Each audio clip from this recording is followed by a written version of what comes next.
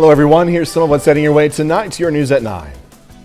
Members of the city of Joplin meet with Water Gardens to discuss addressing homelessness and poverty in the city. I'm Zach Dodge with the story.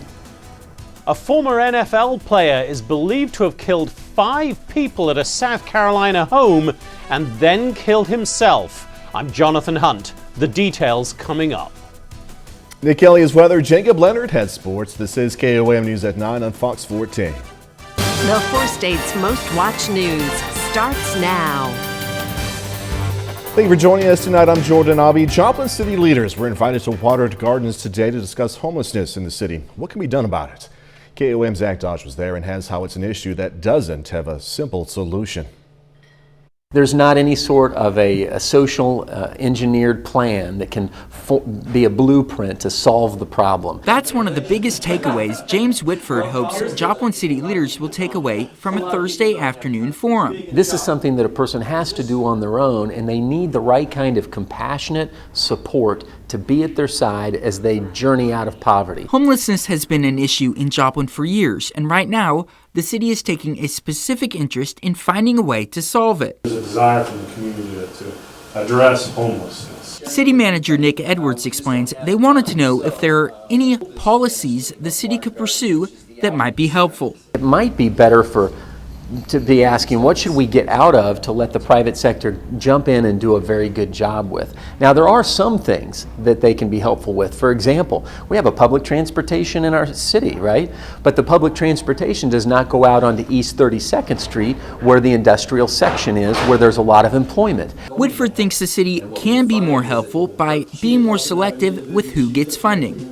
At least what they could do is make sure that those organizations are measuring outcomes. Edwards says the city plans to take what they learned and bring Water Gardens and other groups together so everyone can work together to help people in poverty. Understanding that there's a need for collaboration, especially in the realm of charity, and knowing what charity is needed and when and by whom, and not giving indiscriminately. And so the collaboration is going to make us stronger. In Joplin, Zach Dodge, KOAM News. City has a work session on Monday evening where they plan to discuss homelessness more.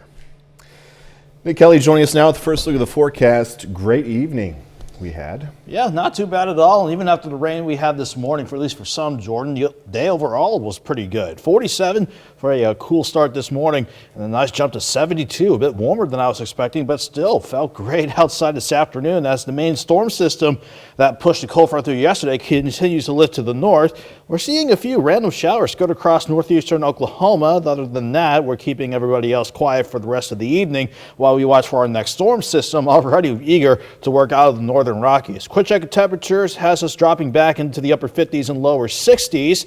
And a quick look at the day ahead has us starting, well, having a few technical issues, Jordan. So I'm going to sort this out over here, and I'll join you later with full weather. Hey, it's almost, apparently technology think it's Friday. I did too. Yeah. Well, technology, it's amazing when it works. All right, Nick Kelly, we'll see you in a little bit. Thank you so much. An upcoming vaccine clinic will administer the 1-dose Johnson & Johnson vaccine in Pittsburgh. It's next Tuesday at the Meadowbrook Mall from 11 in the morning until 2 in the afternoon. The Johnson & Johnson vaccine is approved for use in people ages 18 and older. Freeman Health System is accepting applications for a clinic tomorrow. That's from 7 a.m. to 6 p.m. The Missouri Senate votes to ban so-called vaccine passports in the state. Missouri bill would ban any requirements that travelers show proof of vaccination in order to fly, get a taxi, or use public transportation. The bill now goes to the the states of Missouri House for consideration. Florida Governor Ron DeSantis announcing today that the state of Florida is filing a lawsuit against the federal government and the CDC, alleging they exceeded their authority by shutting down the cruise ship industry during the coronavirus pandemic. CDC first issued a no-sail order on March 14, 2020, and cruise restrictions remain in place until at least November of this year. The UK strain of COVID-19 is now the most dominant here in the U.S., and we're learning more about how it's spreading and to whom. Fox News correspondent Jonathan Seary has more now from Atlanta. After 13 months of the original COVID-19, there is a new dominant strain. The UK variant, first detected in southern England in December of 2020, now accounts for more than half of all new infections in the US. And it's still spreading quickly, fueled by youth sports and an increase in large gatherings. Doctors say it's more transmissible and also possibly more deadly. This is more dangerous virus. And so we have to treat it as a more dangerous virus. Public health officials say the best way to contain the strain is by speeding up the pace of vaccinations. We're averaging about 3 million shots every day in the U.S., and both Pfizer and Moderna say they're now working on booster shots targeting specific variants. Because we know to direct the attention of the immune system just to that antigen that's required, it ends up being a very clean approach. Meanwhile, most states are moving ahead with reopening plans despite a surge in new cases, more than 73,000 on Wednesday. Officials in New York City announcing pools and beaches will be open this summer, while California plans to completely reopen by mid-June, prompting new warnings from public health officials. It is premature to declare a victory. We've got to continue and hang in there a bit longer by continuing with the public health measures. The 7-day average of new cases in the U.S. is now above 65,000 per day, the highest number since early March. In Atlanta, Jonathan Seri, Fox News. Tragic shooting left 5 people, including 2 kids, dead at a South Carolina home. And police say a former professional football player is suspected in these slayings. Fox News chief correspondent Jonathan Hunt has these details. Former NFL player Philip Adams is believed to be behind a tragic mass shooting that left 5 people dead, including a prominent doctor in Rock Hill, South Carolina. We did recover evidence at the scene that linked Mr. Adams to that area definitively. Authorities are investigating the deaths of the 70-year-old doctor, his wife, and their 9- and 5-year-old grandchildren, along with a 38-year-old air conditioning tech who was working at the house. A 6th victim was hospitalized with serious gunshot wounds. I was cutting grass out in the yard and I heard a shot. How many shots did you hear?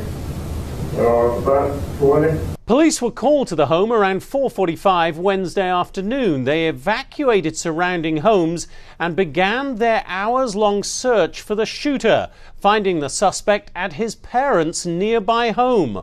Authorities spent several additional hours negotiating with him. Just after midnight, he killed himself with a .45 caliber weapon. It was a single gunshot wound to the head.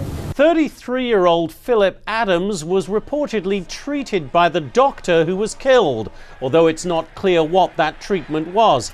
Adams played 78 games with 6 different teams over 5 seasons.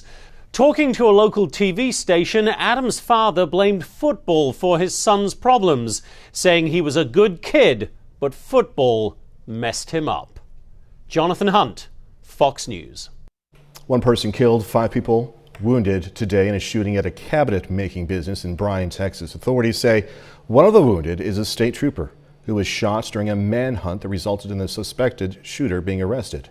Police believe the suspect is an employee at the business, but say the motive is not yet clear. State trooper who was shot is said to be in serious but stable condition.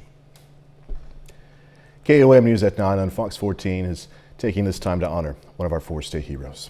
Mike Brantley served the U.S. Army, taking part in Desert Storm, and we are proud to thank Sergeant Mike Brantley, a native of Jay, Oklahoma, tonight's 4 state hero. Nick is next with a complete look at the forecast, and later, Webb City kicking off its conference schedule against Joplin. Going to have highlights in sports.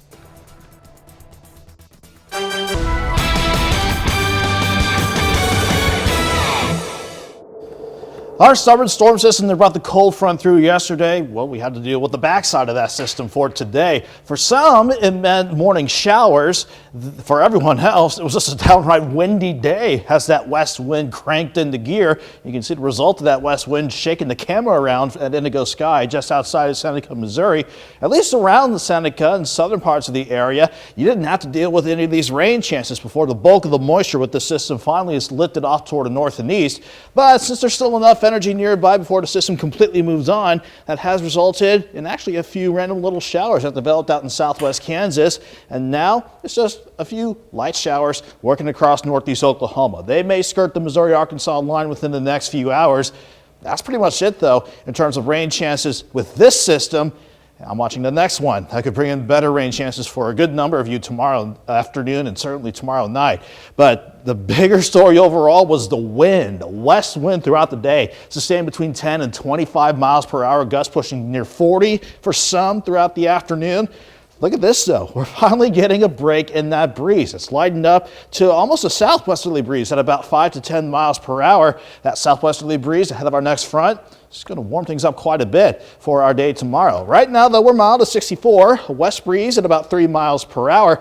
Everyone else outside of Joplin, we're seeing a couple mid-50s already around Stockton and Nevada, while we're at 60 in Pittsburgh, 62 on Wild, 61 in Anderson. In general, we're going to see everybody drop back into the lower 50s by tomorrow morning. And you can see how we quickly jump back close to 80 tomorrow, warm.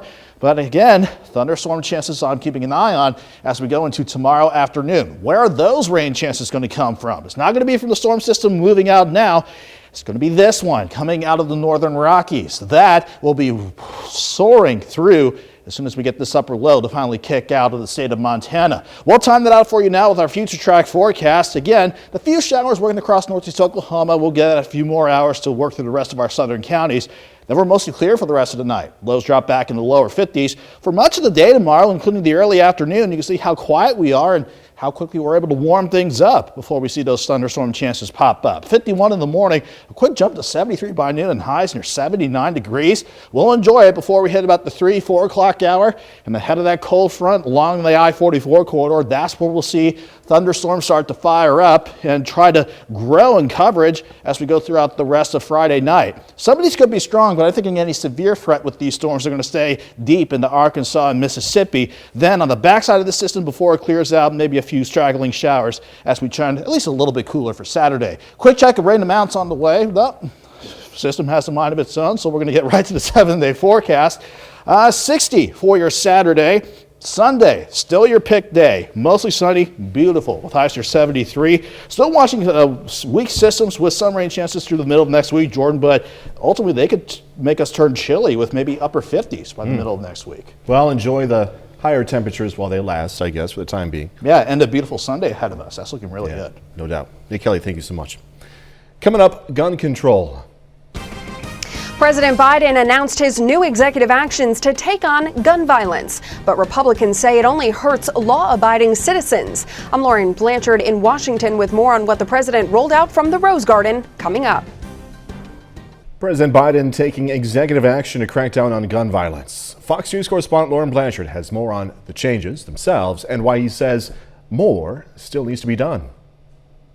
Gun violence in this country is an epidemic, and it's an international embarrassment. President Biden says he's trying to prevent gun violence after he says Congress hasn't. Enough prayers. Time for some action. Through executive actions, the administration wants to make it harder to buy ghost guns. Guns that can be built at home, are hard to trace, and do not require a background check. Tighten regulations on pistol stabilizing braces. And the Justice Department will publish model red flag legislation for states, which allow police to confiscate weapons from people deemed by the courts to be a danger.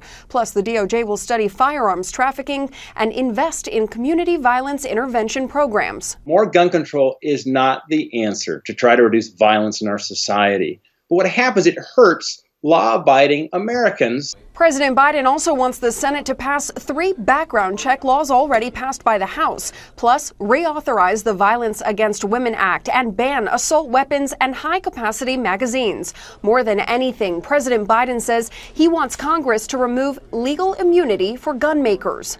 Give me that one. Because I tell you what, there would be a come to the Lord moment. President Biden also nominated David Chipman to head the Department of Alcohol, Tobacco, and Firearms. The NRA said they will oppose Chipman's nomination and, quote, Biden has made clear his sights are set on restricting the rights of law-abiding gun owners while ignoring criminals. Chipman served as an ATF agent for 25 years and will need to be confirmed by the Senate. In Washington, Lauren Blanchard, Fox News. Just ahead, jurors hearing testimony about George Floyd's cause of death. A medical expert gives testimony on what caused George Floyd's death. I'm Mike Tobin in Minneapolis. The latest on the Derek Chauvin murder trial coming up. It's the 9th day of testimony in the trial of Derek Chauvin. Today, prosecutors called a medical expert to the stand who gave testimony over how George Floyd died. Fox News senior correspondent Mike Tobin has more. We're more than halfway through the estimated 4-week trial of former Minneapolis police officer Derek Chauvin. The state now shifting its focus to explaining the cause of George Floyd's death. Today, a medical expert testified that Floyd died from a lack of oxygen that damaged his brain and caused his heart to stop. Main forces that are going to lead to the shallow breath are going to be that he's turned prone on the street, that he has the handcuffs in place combined with the street, and then that he has a knee on his neck, and then that he has a knee on his back and on his side. Dr. Martin Tobin says based on his calculations, Chauvin's knee remained on Floyd's neck for another 3 minutes after oxygen completely left the body. At one point, the doctor noted the significance of an image showing Floyd's knuckles bracing. He's using his fingers and his knuckles against the street to try and crank up the right side of his chest. This is his only way to try and get air to get into the right lung. The testimony comes as prosecutors try to establish Chauvin's actions led to Floyd's death. The defense has suggested drugs in Floyd's system at the time of his arrest were partially responsible. On Friday, the state plans to call the medical examiner who performed the autopsy on George Floyd. In Minneapolis, Mike Tobin, Fox News. The latest way you can get paid to watch TV. More on this when we come back. For many, this will be a dream job, getting paid to watch true crime documentaries. Well, Magellan TV will pay 3 true crime fans $2,400 to binge the streaming service's true crime collection for 24 hours. Participants are going to have 48 hours to watch 24 hours of TV. Then they'll have to share their experience on social media. I just Googled Magellan TV. I didn't hear about it. I'd never heard about that before, and I guess Magellan TV is a online documentary app or service. So I don't know if this is your thing. Go ahead. 30 more minutes, news, weather, and sports coming your way. I'm standing in front of the future location of a $7.3 million affordable housing complex in Joplin that looks to focus on local veterans with special needs. And it's opening sooner than you might think. Details are coming up. The CDC finds a connection between new COVID cases and youth sports. I'm Jackie Ibanez with more on the organization's continued calls to temporarily ban athletics. Straight ahead. The O'Reilly Development Company has partnered with the Economic Security Corporation of the Southwest area to bring a new affordable apartment complex to Joplin. The 40-unit complex will focus on helping local veterans with special needs. KOAM's Mike Mahoney has details and reaction from Joplin's veteran community. Work is underway on the Forest Park North Apartments in Joplin. This $7.3 million 40-unit apartment complex looks to provide affordable housing to both special needs veterans and individuals earning 50% of the median area income or below. It's a great opportunity to help people who can actually use some additional help or have actually incomes that just don't quite get it there. The new complex is being developed by the O'Reilly Development Company in partnership with the Economic Security Corporation of the Southwest area, who's no stranger to providing affordable housing to 4 state veterans. They own the Joplin Bungalows, which has been offering affordable homes to local vets for about a year now, and say the need for such housing dramatically increased after the Joplin tornado. From Main Lane over to Main Street are a lot of more affordable older homes built in the 1930s and the 40s. So they were very affordable, but they were gone. I mean, literally, you just could see foundations left. ESC CEO John Joyne says the Forest Park North apartment should open in early January of next year. And that's music to the ears of Joplin VFW Post 534 Commander Bruce Redden. We help quite a few veterans throughout the year with that. And sometimes we're strapped about how we can help them. This is going to help us immensely to help them. In Joplin, Mike Mahoney, KOAM News. Economic Security Corporation is not yet accepting applications for the Forest Park North apartments, but says people should keep an eye out on their Facebook page and website for an upcoming announcement. We've put links to those in this story on KOAMNewsNow.com. Students all over the area today headed to NEO A&M in Miami for the 69th annual Aggie Days. Aggie Days is an agricultural contest with a variety of events from speech to livestock judging. Hundreds of students showed up this year to show the judges their skills.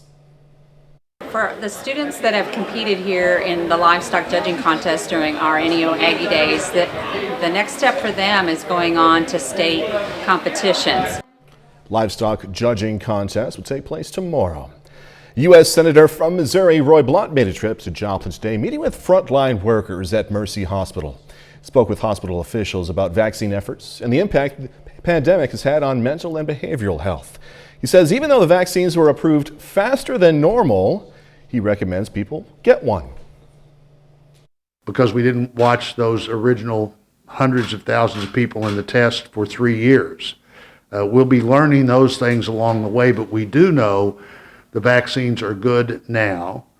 We do know that the 3 approved vaccines, 2 of which take 2 shots and one is a 1-shot vaccine, keep people out of the hospital.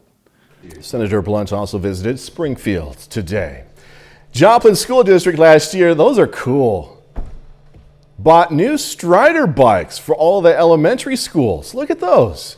The Strider bikes, which don't have pedals, offer an alternative way to learn how to ride a bike. Today, kindergarten students at McKinley Elementary got a lesson on the bikes during PE class. Essentially, it's an ulterior method to learning how to ride a bike the traditional way. Most people are used to using training wheels, and then you take them off and you let the kids go. With these bikes, you stride, and in theory, once you get used to striding, you can balance, and then we have the actual pedals, and then the kids can take off. I want one. Hook me up, guys. This is the school's first year incorporating the program. Seneca, Missouri School District did another reading challenge for students. This time, students were tasked with reading Jean Craighead George's My Side of the Mountain with their families. Today, with everyone finished reading, the school hosted a family fun night themed around the survival story. Seems like youth sports are striking out, as the nation's top public health experts are linking a growing number of COVID-19 cases, in part, to student athletes now. Fox News correspondent Jackie Ibanez says the latest on the CDC's recommendations. Can youth sports be helping to spread COVID-19? The Centers for Disease Control and Prevention says yes, citing an alarming increase in new COVID cases among younger Americans and pointing to 2 main areas of concern, including extracurricular activities like athletics. We are hearing reports of clusters of cases associated with daycare centers and youth sports. Recent outbreaks of COVID cases involving new variants have been linked to athletic events in Florida and Minnesota. To slow the spread, the CDC is recommending a ban on youth sports. In areas of substantial or high community transmission, CDC guidance specifically suggests refraining from youth sports that are not outside and cannot be conducted at least 6 feet apart. This news comes as a blow to students and coaches across the country. We have put in a lot of preparation for this year, and we've just been led to disappointment. Many of which have spent the better half of the pandemic advocating for their right to be able to play the sports they love. They don't give us a chance, and it's sad. It really is sad. And with many students returning to school for in-person learning in sports, advocates aren't going down without a fight. The science and data says this: outdoor sports are safe for kids. Outdoor sports do not spread the virus. Outdoor sports do not start clusters.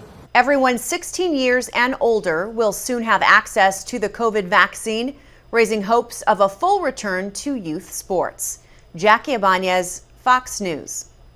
A bit later, the growing situation goes to new heights at the U.S.-Mexico border. New Customs and Border Protection data shows the number of unaccompanied children who crossed the border in March doubled from February. I'm Ray Bogan with new allegations against one of the facilities that is housing those children coming up.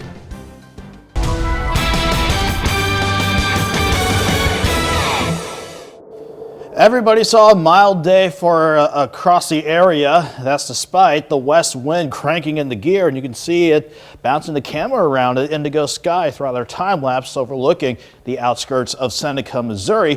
Once you hop north of Seneca, Missouri, though, the backside of the storm system this morning actually had additional moisture to bring in some scattered showers. Thankfully, as advertised, only during the morning hours, and all that moisture lifted north, and we stayed pretty quiet for much of the afternoon and the evening so far. That being said, a little burst of moisture resulted in some showers developing around Medicine Lodge, and surprisingly, they are holding together as they zip along toward the east-southeast. Right now, it's in northeast Oklahoma around Bonita. It's going to try to work across areas around well, I keep forgetting the name of that lake, Grand Lake. There we go. And areas along the Missouri-Arkansas border over the next few hours. Then everyone's quiet for the rest of the night. But everybody had to deal with the wind today. 10 to 25 miles per hour sustained. That's not including gusts near 40. But look at the breeze now. It's lightened up. Thankfully, between 5 and 15 miles per hour, and note how it's coming more out of the southwest. That's a southerly wind that'll really help to warm things up as we get the weekend started tomorrow. Right now, 64 in Joplin, quiet skies up top with the west-southwest breeze at 3 miles per hour. Quite a contrast in temperatures. We have some mid-50s popping up from Iola to Nevada and Stockton Lake, and then mainly lower 60s trying to hold on around the Joplin area. So, we are looking at the surface setup here, showing again the bulk of the moisture with our last storm system continuing to lift away, but the chances for storms aren't done yet because of this front out of the northern Rockies. That's going to quickly race in here by Friday afternoon and Friday night. That will happen as this upper low near Montana starts to move along as well, and it could leave us with some lingering showers as we go into Saturday. So let's time all of that out for you with the future track forecast. Again, the showers working across northeast Oklahoma. Give them a few hours, then we're left alone for the rest of the night. And a bit chilly with lows in the lower 50s. But look at how quickly we warm back up into the lower to middle 70s by lunchtime tomorrow and upper 70s for the afternoon, despite partly sunny skies on the increase. 51 in the morning, 73 by noon, and afternoon highs around 79. But by 2, 3, 4 o'clock, we'll start to watch the events in cold front as it comes close to the I-44 corridor. That is the spot where we expect scattered thunderstorms to pop up and continue to grow as we head through Friday evening and Friday night. None of this is expected to be severe, but it's storms that we'll continue to watch. And then again, the backside of the storm system wants to hold on for Saturday with maybe partly to mostly cloudy skies and maybe some scattered rain showers before we dry things out. Now let me show you how much rain to expect. In general, let's say a tenth to half an inch, but where we'll see the better rain chances line up in our southeastern counties, maybe in some areas picking up over an inch of rain depending on how heavy the thunderstorms can get. 79 tomorrow, 60 on Saturday with those few lingering showers trying to hold on. Sunday though, Jordan, that's still your pick day. Mostly sunny with highs near 73 and looking kind of chilly, especially by the middle of next week. We'll be lucky if we can get highs in the upper 50s by then. Sunday, another good day to get outside and get some of that yard work done. Yeah, if you want, or is that code for just relaxing? Yeah, a lot of times. Take Kelly, thanks so much. All right, coming up in sports, Joplin shutting down the red-hot Webb City Bats in their COC conference opener. Plus, Pitt State Track and Field racking up conference and national awards. Jacob Leonard has the story next.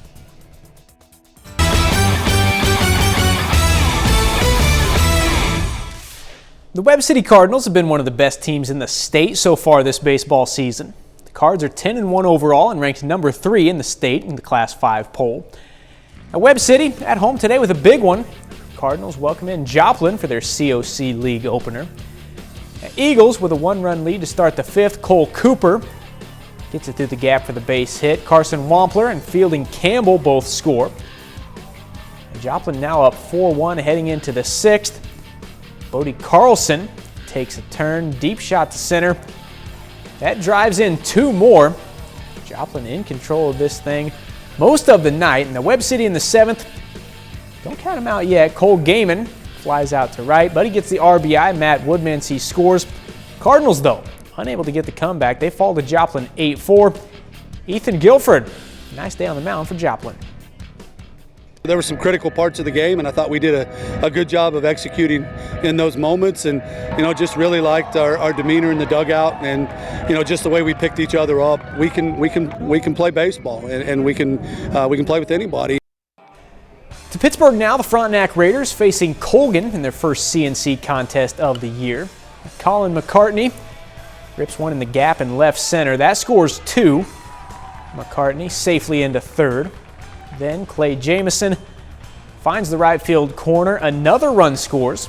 Frontenac takes an early 6-0 lead. Colgan, though, gets some back in their half. Yanko Kalan goes the other way.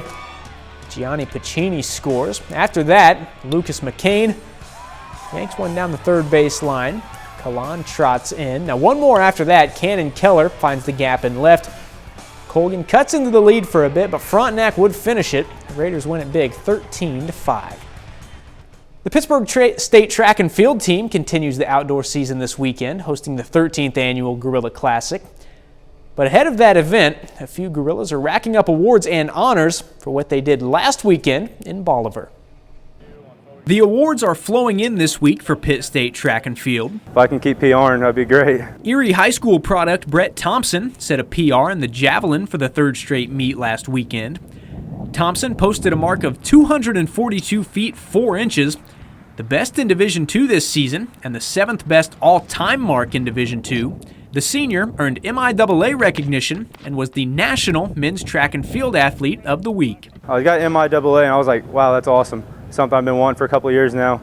And then coach sent me that sometime that morning, telling me I won the National Athlete of the Week. I was like, that's awesome. So I'm just happy to keep accomplishing things, really. Trace Mosby is the MIAA Women's Track and Field Athlete of the Week. It's hard to accept it because there's so many people who put in work every single week. Mosby won the heptathlon at SBU, posting a career best 5,477 points. It's the top total in the nation this season, in her first outdoor heptathlon in more than a year. I was really excited to get back and do it. I did not expect it to go so well. It was good to know that the hard work has continued and paid off. On top of that, Mosby and Lamar product Trey Mooney have been named finalists for the MIAA Women's and Men's Winter Athletes of the Year. Knowing that I'm chosen to be like top 5 in student athlete, I think means more to me than actually just getting an athletic award, just because it's more to me than just athletics. It does feel good on the inside to know that some people see it and that I'm honored enough to make it to this level. I don't tend to shine a light on myself, so it's cool.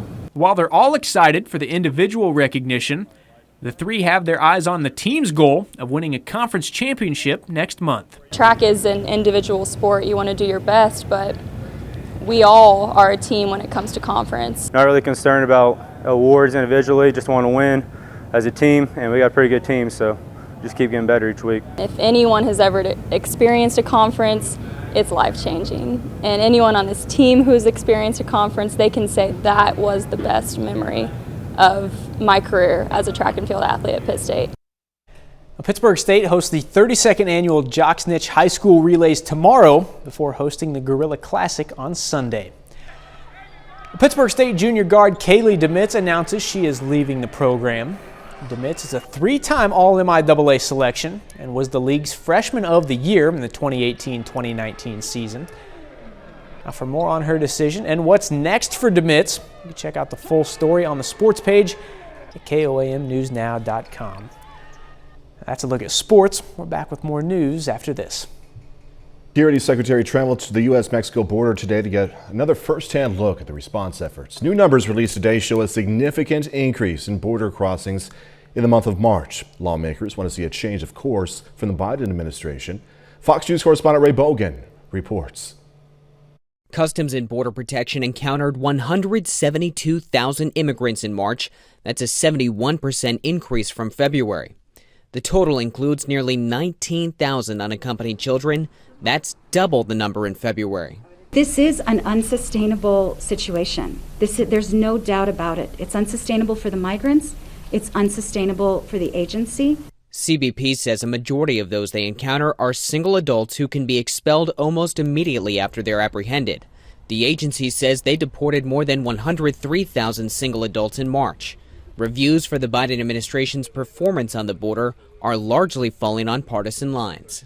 The fact is that we're on a good path at the border under leadership of President Biden. This was by design. This isn't by accident. This isn't mismanagement. This is open borders. As of Tuesday, there were more than 4,000 unaccompanied children in CBP custody and 16,000 under the care of Health and Human Services. Texas Governor Greg Abbott says there are complaints of abuse at one of the facilities housing the children.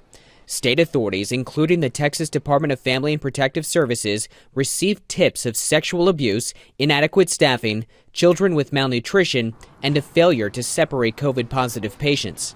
The Biden administration must immediately shut down this facility. The Freeman Coliseum at the center of these allegations is reportedly holding more than 1,300 unaccompanied children. Ray Bogan, Fox News. When we come back, a preview of the upcoming Season 2 of Prodigal Son. Tuesday is the return of Fox's thriller Prodigal Son Season 2 with new episodes, new guest stars, as well as new drama and intrigue for star Tom Payne. We talked to him all about it. A preview was coming up. Here's Fox's Ashley Dvorkin. I can help. Shut up. As Fox's Prodigal Son returns with all new episodes, we caught up with star Tom Payne on set. But Endicott did try to kill you. Tuesday brings guest star Alan Cumming on the case of a case close to the Whitleys. This is kind of Malcolm's worst fear, is someone pulling at that thread of Endicott's death and investigating his family. The episode is full of tension and Malcolm is pushed to the edge yet again. I don't know if I can be ruthless. Cumming also expertly joins in the show's signature mix of thriller and humor. In this episode, we really lean into a lot of the aspects which makes the show fun and a bit anarchic and crazy. This could all lead to us. Malcolm and Ainsley's relationship stays on edge. She's still a big wild card in the whole situation, and her relationship with their father, Martin, is an unknown to Malcolm. And Payne notes it's an intense dynamic to play out. We did have this great brother-sister relationship, and then it's flipped a little bit this season, and it can't help but bleed a little bit into real life. I found myself kind of looking at Hoss and like, I'm finding you a really difficult person to be around. I don't normally let it doesn't bleed into my personal life, but just because it's so deeply rooted, and the situations are, Malcolm's at the edge of his emotions all the time. Don't you think I know that? And watch out for much more with the surgeon and Dr. Vivian Capshaw. This is very interesting because he sees everyone, he kind of categorizes people and sees how he can manipulate them or how he should be around them. In Hollywood, Ashley Dvorkin, Fox News. That's our time for tonight. Thanks for joining us. Going to leave you with video of a meadow of seagrass in the Indian Ocean. Be safe. Do this all again tomorrow. See you then.